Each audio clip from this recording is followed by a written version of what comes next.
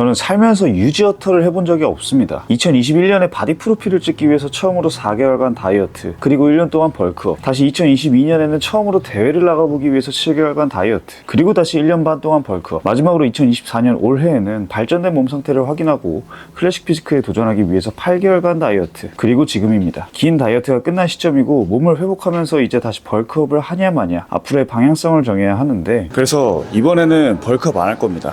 정확하게는 과한 벌크업을 안 할 거예요. 저는 벌크업을 할 때 85kg, 90kg 무조건 제가 갈 수 있는 체중의 최대치를 찍었었거든요. 왜냐하면 예전에는 살을 많이 찌우면 그래도 체중이 있으니까 체중빨로 중량이 늘어나서 이론상 더 많은 근육을 빠르게 얻을 수 있다고 생각을 해서 그렇게 진행했던 건데, 빼보니까 지름길 같은 건 없더라고요. 직접 해보니까 이게 얼마나 찌우냐가 중요한 게 아니라 찌운 상태를 얼마나 잘 적당히 유지하고 체중 대비 운동 수행 능력이 얼마나 늘어났냐가 더 중요하더라고요. 나 여태까지 벌크업을 할 때 중량도 중량인데 이제 체중이 어느 정도 내가 생각한 목표 체중을 찍으면은 바로 다이어트에 들어갔던 것 같아. 90kg다? 아 오케이, 다이어트 시작하자, 약간 이런 느낌으로. 근데 그게 절대 좋은 게 아닌 게, 감당하지 못하는 체중까지 찌워버리니까 체중 찍자마자 바로 다이어트를 시작하는 것 같거든. 그래서 다시 벌크업을 하면은 그렇게 안 할 것 같아. 적당히 쪄있는 상태를 유지하면서 차근차근 중량을 계속 올렸어야 하는데, 벌크업 후반부에는 초반에 비해 중량 상승이 더디다 보니까 그걸 체중으로 커버치려고 억지로 살을 과하게 찌우게 되고, 결국엔 과한 체중에서 답답함을 느껴서 바로 다이어트에 들어가고,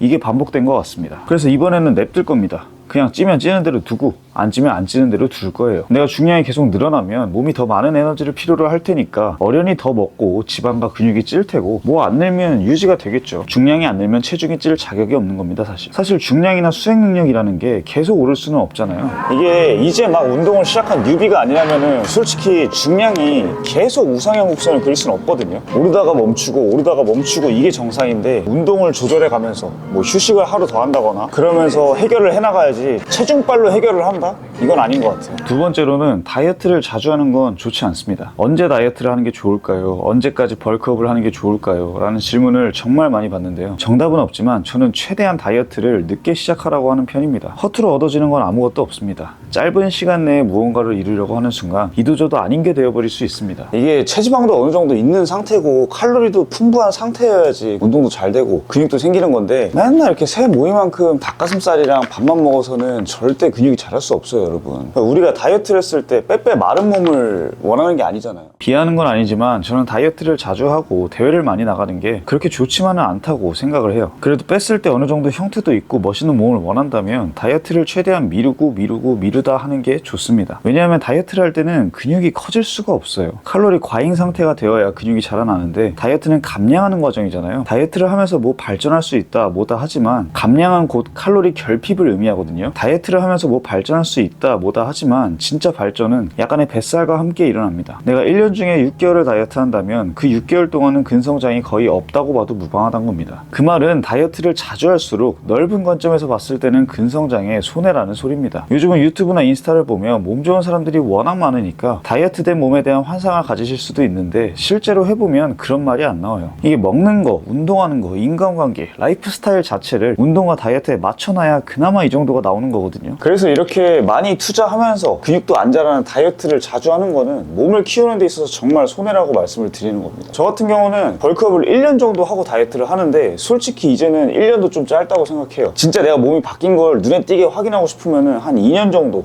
1년 반에서 2년 정도는 묵히고 벌크업을 하고 그 다음에 빼야 된다고 생각을 합니다. 세 번째는 다이어트를 할수록 운동을 적게 해야겠다고 느꼈습니다. 다이어트를 하더라도 중량이 떨어지면 안 된다는 말을 한 번쯤 들어보셨을 거예요. 근데 그게 말이 되냐? 살이 빠지는데 어떻게 중량이 안 떨어져? 그럼 다이어트 하면서 중량을 대체 어떻게 유지하냐? 저 같은 경우는 운동하면서 다이어트가 진행됨에 따라서 세트 수를 하나씩 줄여나갔어요. 오히려 세트를 줄였어요. 다이어트를 하면 체중이 빠지기 때문에 중량이 떨어질 수밖에 없습니다. 100kg인 사람이 100kg를 드는 것과 60kg인 사람이 100kg를 드는 것은 다르니까요. 근데 그럼에도 단 한 세트라도 그 중량과 반복 횟수를 유지하려고 해보세요. 그렇게 유지를 하고 난 뒤에 벌크업에 들어가고 체중이 오르면 내가 중량을 유지했던 종목들은 정말 폭발적으로 강해지더라고요. 저 같은 경우도 가슴이 좋아지고 싶어서 이번에 다이어트 할 때는 벤치가 조금 떨어지길래 머신에서라도 덤벨에서라도 평소 훈련 중량을 최대한 유지하려고 발악을 했거든요. 예를 들어서 10개씩 3세트가 되는 중량이 있는데 다이어트를 하면 할수록 이게 3세트가 유지가 안 된다. 마지막 세트의 개수가 대여섯 개로 확 떨어진다. 그러면은 10개씩 2세트만 하고 쿨하게 넘어가거나 두 번째 세트를 하고 무게를 낮춰서 바로 드랍 세트로 마무리하는 방식으로 운동을 해왔습니다. 이렇게 했더니 다이어트 할 때 운동 시간도 줄어들고 짧고 굵게 집중도 있게 운동할 수 있게 돼서 운동 강도도 유지가 되고 다이어트 할 때 중량을 유지하는데 개인적으로 정말 많이 도움을 받았습니다. 이래서 자연스럽게 최대 중량에서 한 세트만 하고 넘어가는 탑 세트가 요즘 유행하는 게 아닌가 싶더라고요. 물론 저처럼 세트 수를 줄이고 운동을 덜 하는 게 맞는 사람이 있고 반대로 세트 수를 많이 하고 운동을 많이 하는 게 맞는 사람이 있습니다. 누가 맞다 틀리다가 아니라 저는 이렇게 운동한 게 효과를 봤다는 뜻이니 참고해서 봐주시면 감사하겠습니다. 네,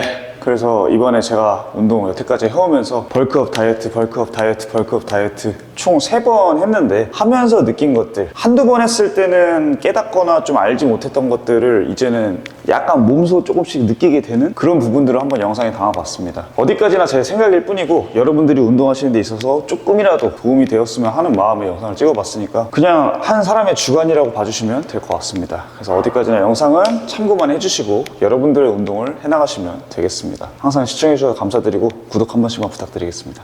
감사합니다.